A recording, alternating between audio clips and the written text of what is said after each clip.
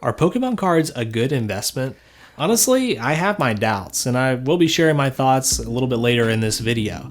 But in the end, who really cares what I think? Let's find out for ourselves. This video marks the start of our brand new Poke Investing series, where we're going to answer the question, are Pokemon cards a good investment? This is going to be an ongoing series where each month we invest a certain amount into a different Pokemon card product that you decide on. And from this, we'll slowly build a community portfolio that will be tracking over time. So this is basically a segment of my collection that you guys control. You make the decisions for what products we buy. And of course, I'll be the manager and I'll report back to you guys how our portfolio has grown over time.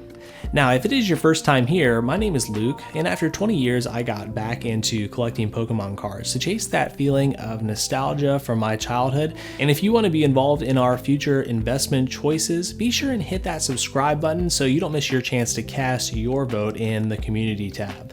But now, you guys voted on what we should invest our first $50 into, and you guys chose a Celebrations Elite Trainer Box, and this was out of 4 choices around that $50 mark, and this won by about 50% of the votes. So yeah, let's go ahead and open this up and see what kind of value we can pull from it. All right, now obviously, our collection has the opportunity to appreciate in value over time. So again, this is going to be an ongoing series where we add new cards to our portfolio each time, and we'll be able to track how our investment is doing over time. And I thought it might be cool to also simultaneously compare our investment if we were to put our money into a stock like the S&P 500 or something like Bitcoin, and see how our Pokemon card portfolio stacks up against that. So that's something you can be looking forward to for future videos after we get a chance to tally up what we got here and compare that to if we had maybe put $50 into Bitcoin or something like that. All right, so we got a bunch of things in here, and we're going to be tallying up the different things here that carry value. First of all, we got, of course, the Greninja Star card, which looks amazing. Looks like I see a little, maybe half swirl up there. So we're gonna keep this in the plastic. This one is going for around $250 currently on the secondary market. Actually, these sleeves actually carry a little bit of value. Believe it or not, it's a little more than the promo card, about $3 currently. Of course, we've got energies. We'll kind of tally up the bulk kind of closer to the end. And of course, we could probably sell our code card, but we don't need to do that. We'll give that away to you guys. Got our dividers here for our box. Yeah, guys, super excited about this. We'll start off with these packs first. Got some cool ones in here, which we'll kind of intersperse a little bit. Now I want to give a shout out to Twice Baked Jake, who is really the inspiration for this series. He did a similar series on his channel, and I really love his videos in general, but I especially love his Rags to Riches series where he does something similar. And yeah, I kind of really was excited to do something similar on my channel, and I've never really tracked the value of my cards over a longer period of time, so that's something I'm also excited to do, just to kind of get a better feel for the market and see, like I said, if we're actually in for a good investment here. Got our first pack: Phoebe, Heatmore, Cubone, Frillish, Blipbug, Roly-Coly, Jimmy Joe, Reverse Sandaconda, and a Meowstic Hollow. Nice, not too bad. Not a bad first start. Got Chilling Rain next. Yikes, look at that. Got a whining on there. I really hope that's not on any hits we might get.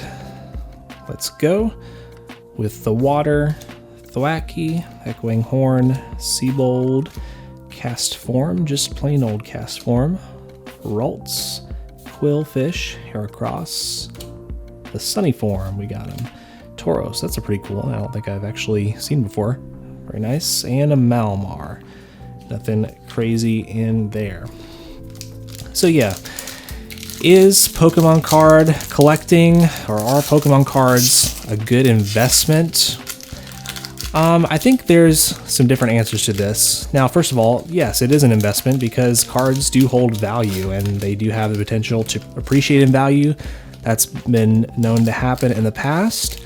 But of course, it's very speculative and we don't know for sure if Pokemon cards will increase in value in the future. So there is some risk there. Now, I think this brand has been established long enough that I do see it going up in value. But why do I think that maybe it's not the best investment? Well, I just feel like there are probably a lot better investments out there. That's just my opinion. And I think that it's going to just take a lot longer for your cards here to actually see any significant returns. I do think, if you hold on to some of the rare ones in the long term, got a Garbodor. If you hold on to some of the rare ones in the long term, I think they could potentially be worth quite a bit.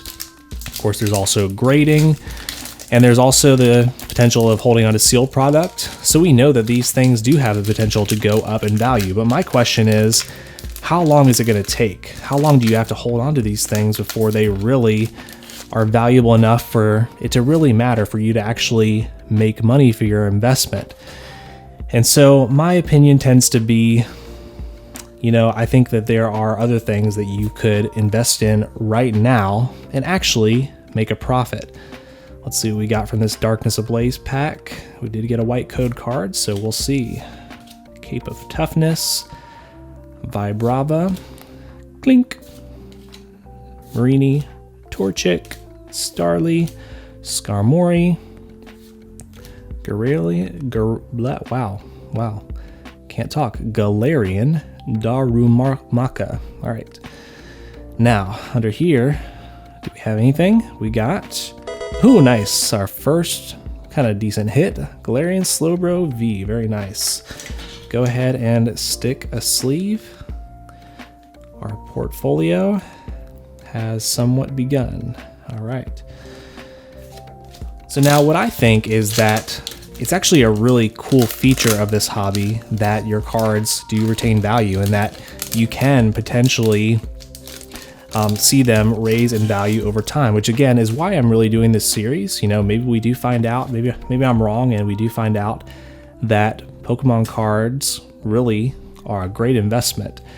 But what I tend to feel is that oftentimes you put your money in and you often get that value back, at least over time.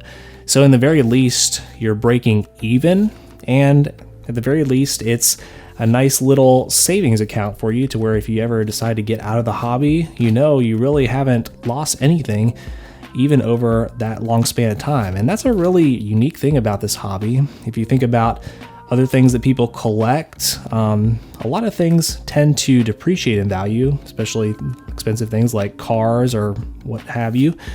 But Pokemon cards so far have tended to hold their value pretty well and even increase in value sometimes. So that's kind of my take on that. And it looks like, we do have something here. We have, nice. All right, a gold Colossal. That's a very nice one from Darkness Ablaze. All right. Finally, I got some decent pulls from the Darkness Ablaze packs in here. I really haven't seen that so far. Very beautiful. Look at the condition here. Centering's not horrible. Not perfect, but not bad. All right, guys, that's gonna, help us a little bit here. But now we actually have all of our celebrations packs to look forward to.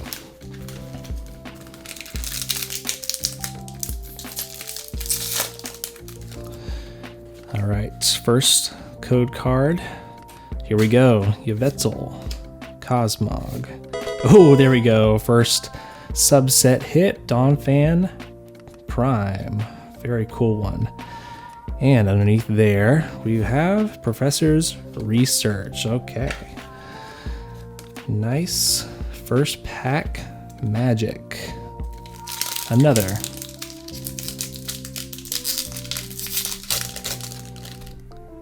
So I know I've said this in other videos, but essentially I feel like the fact that these cards hold good value, I think is actually a really nice feature of this hobby. And so I think you can really find a lot of enjoyment in that aspect. Nice, we got Zamazenta V.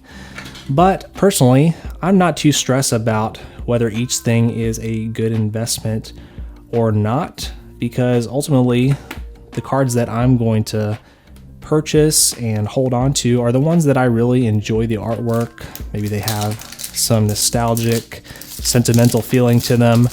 Ultimately, I'm not holding on to these things because I'm in it for the profit. And I tend to feel like most people should take that same approach. But be curious to know what you guys think. Maybe you guys have a different perspective. Let me know that in the comments below. Got Palkia. Ho-Oh, no, wow, guys. Already 2 big hits. Rayquaza Ex. This is the 3rd time we pulled him because we gave this away, a recent giveaway, on top of Professor's Research. And man, I am out of sleeves. Okay, we'll have to just be careful with those and sleeve them up a little bit later. So far, we're doing pretty well. Now, unfortunately, it seems that a lot of the Celebrations cards have gone down in value over time. Oh, nice. Full art Pikachu, always love to see him. But, you know, it's pretty typical for cards to go down in value, you know, months after their release. They tend to be the highest, you know, before they're even out, because people just want to get their hands on them. But once they finally start ripping packs, they realize, you know, certain cards are actually pretty easy to get. And that's especially true about this set. A lot of these pulls are not that hard at all. And so the prices have gone down probably even more so than other sets. Cosmog and Solgaleo. All right, let's keep moving, guys. Boom. We got Zekrom, Yveltal, Cosmog, and Zamazenta. Oh, yeah, we got 2 of them. Okay. Very interesting. So what I will be doing in the next video is kind of pulling up a spreadsheet and showing you kind of how our cards have done from this time to the next and see if they've actually appreciated or gone down in value. Oh, nice. And we got Team Magma's Groudon. 3 subset hits already. And underneath there, Lunala. Okay. We're doing all right for ourselves. I wouldn't say that these are the most stellar subset cards we could possibly pull, but I mean, the Mega Rayquaza definitely is. That's a good one. Not the easiest to pull. Boom. Starting off on Reshiram, Ho-Oh, Lugia, and Flying Pikachu VMAX. Very cool. Alright guys, last 2 packs. This has definitely flown by like Pikachu wearing some hot air balloons. There you go. We got Lugia, Groudon, Yveltal, and Surfing Pikachu V. Alright, so this ETB came from Target, so I was able to get it at MSRP, which is great. Trying to make sure we get the best value for our community portfolio. Don't need to be paying scalper prices. I'm really curious to see if we get anywhere close to the value that we paid for it. All right, there's that. Here we go, guys. Last pack. Here we go. Dialga. Oh, no way, guys. This is awesome. We did pretty good, all things considered. All right, and of course, you know, Blastoise, again, one of those cards that was worth quite a bit more. I think when I first pulled it on my first ETB, it was probably like $40. Now I think it's closer to 10, which is pretty insane. Just admire that little swirl you can kind of see in there. It's very cool texture. All right, nice. And underneath there, we've got Mew.